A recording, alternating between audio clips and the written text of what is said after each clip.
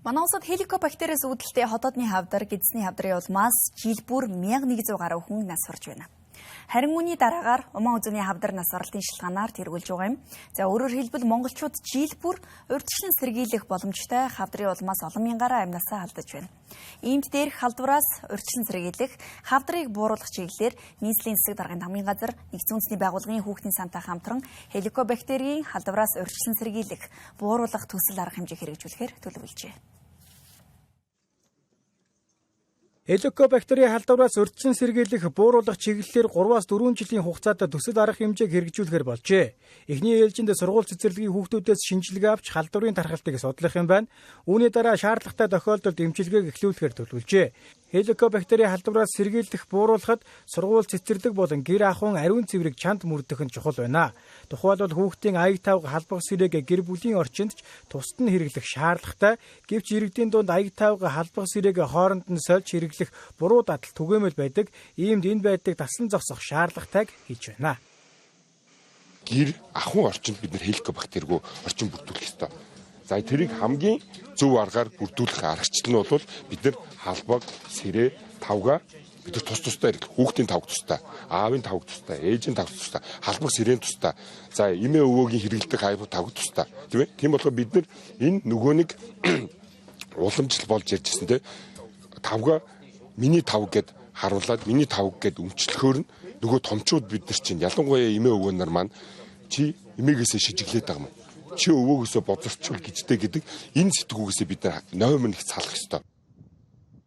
Дэлхийн нийт хүн амын талаас илүү хувь нь хеликобактерийн халдвартай байдаг. За үүнээс ойролцоогоор 30-аас 40 орчим хувь нь өндөр хөгжилтэй орнуудын хүн ам, харин 70 орчим хувь нь хөгжиж буй орнуудын хүн амд ногдож байна. Хеликобактер нь хотоодны архаг үрвсэл үүсгэж улмаар хотоодны хавдар үүсгэхэд нөлөөлдөг. Иймд эхний ээлжинд сургууль цэцэрлэгүүдэд хеликобактерийн шинжилгээ авах тоног төхөөрөмж нийлүүлэхээр тендер зарласан бөгөөд уг төхөөрөмжийг нийслэлээс 9.5 тэрбум төгрөг төсөөлжээ.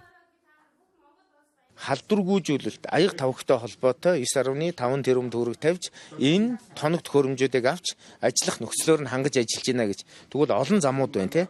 Тэгэхээр энэ халдварлах замуудын дааж юм. Тэгээ дээрэс нь хеликобактерийн эсрэг өөрөөр хэлбэл шаардлагатай мэдээллүүдийг, мэдлэгийг за тэгээд арга зүйд бид нар бас зайлшгүй сурах хэрэгтэй байна. Энэ бол ганцхан засаг даргын хамгийн газар ч юм уу, хүүхдийн сан ч юм уу, боловсролын байгууллагын бас дан ганцхан хийгээд заашчих ажил биш. Бид нар эцэг эхчүүдтэй бас хамтран эндээ бас тодорхой зорилтууд бүлгүүдтэй сургалт явуулна. За бид нар бол хүүхдийн дадал зуршлыг өөрчлөх гэдэг шүү дээ тий. Тэгэхээр энэ чиглэлд хоёр дахь ажил маань энэ дамжих замуудыг одоо таслах. За гурав дахь нь бол мэдээж одоо түрүүн хэлсэн тэр шин амьдралын хэв маяг, зан заншил, арга зүйд бид нар зайлшгүй сурах шаардлага байна. Бид нар энэ зөв хооллолт, за дээрэс нь бид нар энэ вакцинжуулалт, за тэгээд аяг тавгаа тусны хэрэглэх, хеликобактериас урьдчилан сэргийлэх энэ асуудлуудыг бид нар маш ноцтой авах юм бол ирээдүйд нөгөө хүүхдүүд маань ирээдүйд болсон хүүхдүүд маань энэ асуудлуудыг бол туулж явахгүй нөхцөл байдлыг бол бүрдүүлэх явж байгаа. Тэгвэл та бүхэн хараарай. Одоо бид нар цэцэрлэг сургууль дээр арга хэмжээ авахгүй бол хоолтыг хараарай. Та бүхэн те яагаад би хоолт дээр жинхэнэ 1-ээс 12 дугаар насны 1-ээс 12 дугаар ангийн хүүхдүүд байгаа штэ. Тэрний сурах бичигт орж байгаа сэдвүүд байгаа штэ. Сэдвийг ангилж харах юм бол эрүүл хооллолт нийт 1-ээс 12 дугаар ангийн хүүхдүүдийн сурах бичид 1% ч хүрэхгүй байгаа. Эрүүл хоолтын талаар. Тэгэхээр эрүүл хоолтоо бид нар мэдхгүй бол яаж тэр хүүхдүүд чинь эрүүл хоолж эрүүл хоолох. Тэгэхээр энэ өвчин гарч байгаа ч юм бол тодорхой штэ тийм биз дээ. Нийслэлээс нийгмийн эрүүл мэндийн чиглэлээр 3 ажил төлөвлөжээ. Эхний ажил нь Уман үзүүний хорт хавдрыг үүсгэгч хүний папиллома вирусын эсрэг вакцинжуулалт юм.